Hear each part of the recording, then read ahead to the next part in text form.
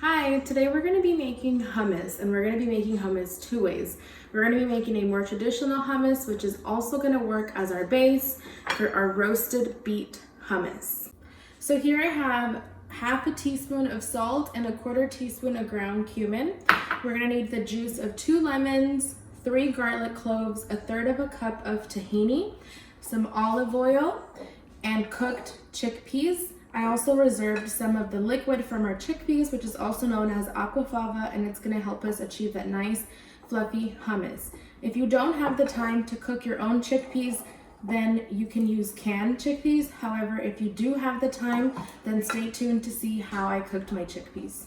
Here I have 2 cups of chickpeas that I'm going to let soak overnight. If you don't have time to let your chickpeas soak overnight, then you can definitely do about 2 to 3 hours. You can also use canned chickpeas. This is what the chickpeas look like after they've been soaking for 3 hours. Here we have my chickpeas that have been soaking overnight, and if you can tell, they have definitely expanded. So I'm going to go ahead and show you what the difference is between the dry chickpea and my chickpea that has soaken overnight. Here I have already begun to cook my chickpeas. As you can see, that foam at the top is being released by the chickpea liquid.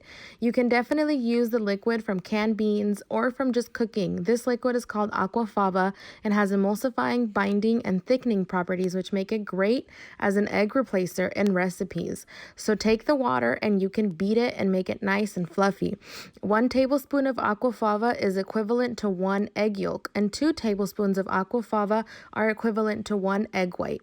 3 tablespoons of aquafaba are equivalent to a whole egg. Okay, my chickpeas have cooked for about 1 hour and 45 minutes. I do like to overcook them a little bit just so that my hummus is extra creamy. So these are ready to go now. Stay tuned for how we make this hummus. Okay, so we're gonna go ahead and mince our garlic. I have 3 cloves of garlic, and I'm using a garlic press because I don't want huge chunks of garlic in my hummus. And then I'm also gonna juice my 2 lemons.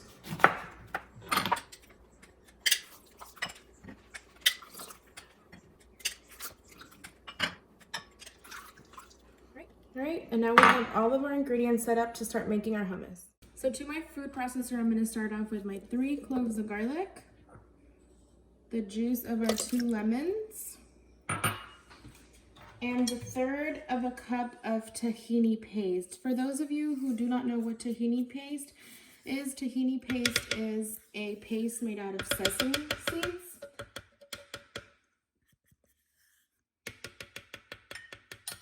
It's high in omega-6 and protein. Omega-6 is an essential fatty acid that our body does not make, but we do need to get it from food. Great, so we're just gonna go ahead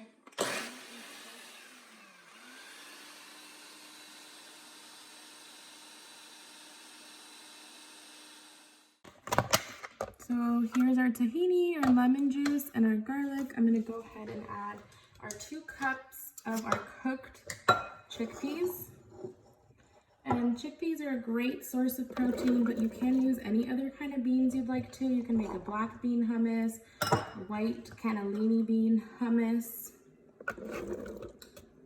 Chickpeas also help fight inflammation, improve your blood sugar, and lower your risk of heart disease. We're gonna go ahead and just mix everything together.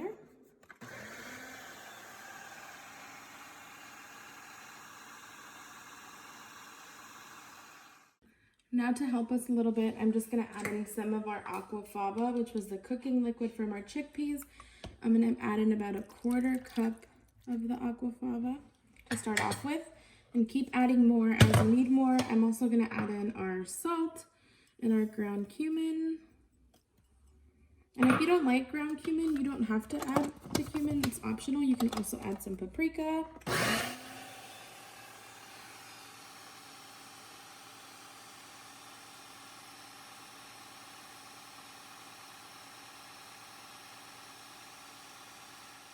Okay, now I'm gonna go ahead and add in some extra virgin olive oil. If you do not have olive oil, you can also use avocado oil, grapeseed oil, and we're just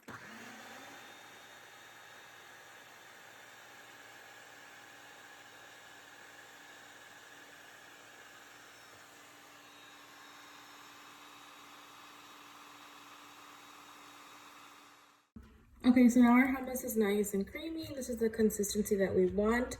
We're gonna take out about half and we're gonna save the other half because I'm gonna show you how we make our roasted beet hummus.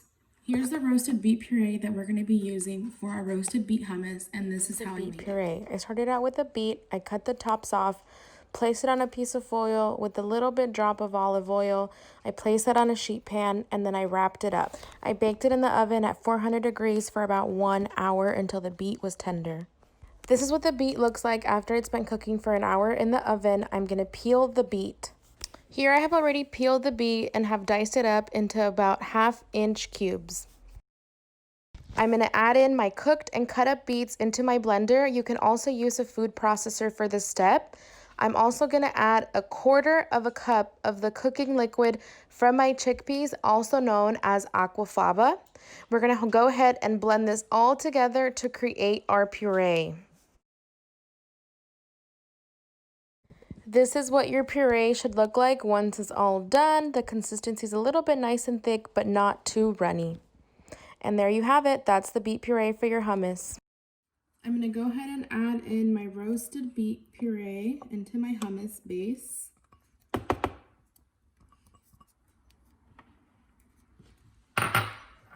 And please make sure to just taste your hummus, make sure it's good, seasoning, if it needs more salt, more cumin.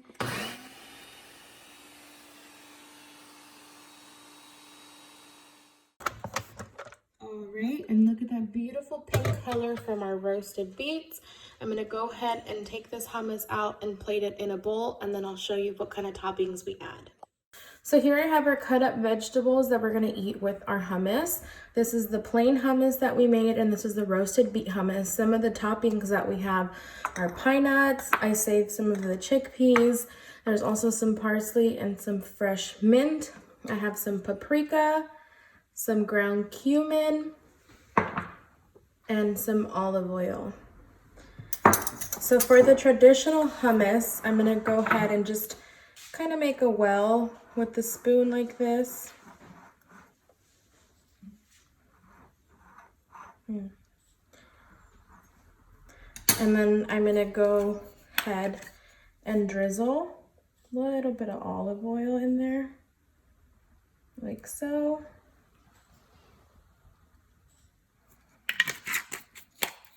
And then I'm gonna sprinkle a little bit of cumin right on top.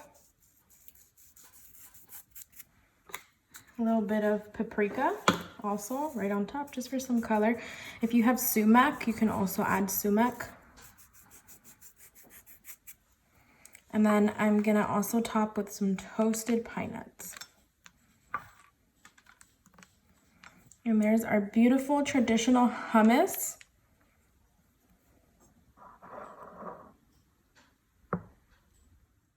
For our roasted beet hummus, I'm gonna do the same, just kind of create a little well at the back of my spoon, like so. And then also add in a drizzle of olive oil. And to bring out that really nice, vibrant pink color, I'm gonna be adding some herbs. So here I have some chopped parsley. And look at how beautiful and vibrant that looks. We're also gonna add in some fresh mint. I'm just gonna tear off the leaves a little and just kind of rip them right in there, making them nice and fragrant. And then now we're gonna add in some of those extra garbanzo beans that I reserved and just kind of put them all around there. And this is our roasted beet hummus. So here's our beautiful roasted beet hummus, and then our more traditional hummus, and then our vegetables to accompany both of our hummuses. We really hope that you all like this video. Please make sure to give us a like and go ahead and comment down below what other videos you'd like to see from us in the future. See you soon. Thank you.